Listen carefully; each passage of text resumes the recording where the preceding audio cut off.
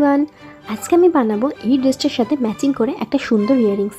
তাহলে আর দেরি কিসের, চলো বানিয়ে ফেলি।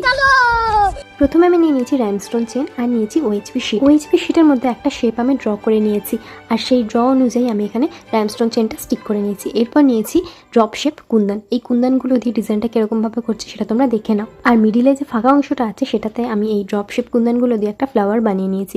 এরপর আমি বানাচ্ছি কানের দুলের টপটা।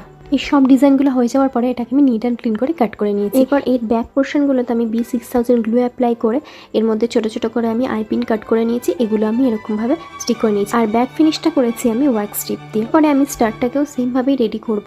প্রথমে লাগিয়ে নেব আইপিন আর তারপর লাগিয়ে নেব একটা স্টার্ট আর সাথে একটা ওয়াক্স স্ট্রিপ দিয়ে আমি এই ব্যাক ফিনিশটা করে নেব। এরপরে সবকটা পার্টকে একসাথে অ্যাটাচ করে নেব। এরপর নিয়ে নিয়েছি এই রেড কালারের ড্রপ বিডসগুলো। এই বিডসগুলো আমি হ্যাঙ্গিং করে রেডি করে নিয়েছি। এবারে একটা একটা করে এখানে এরকমভাবে অ্যাটাচ করে নেব। তাহলেই রেডি আমাদের এই সুন্দর ইয়াররিংসটা। তোমরা এখানে চাইলে তোমাদের পছন্দ মতো বিডস কিন্তু অ্যাড করতে পারো। আমার যেহেতু ড্রেসটা ছিল রেড, তাই জন্য এখানে আমি রেডটাই অ্যাপ্লাই করলাম।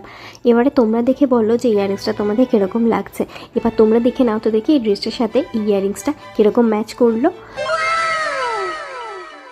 যদি ভিডিওটা ভালো লাগে অবশ্যই কিন্তু লাইক, কমেন্ট, শেয়ার মাস্ট। ইয়াররিংসের ডিজাইনটা তোমাদের কীরকম লাগলো সেটা কিন্তু অবশ্যই আমাকে কমেন্টে জানিও। তাহলে চলো টাটা, আজকের মতো ভিডিওটা এখানেই এন্ড করছি। দেখা হবে আবার নেক্সট ভিডিওতে। বাই।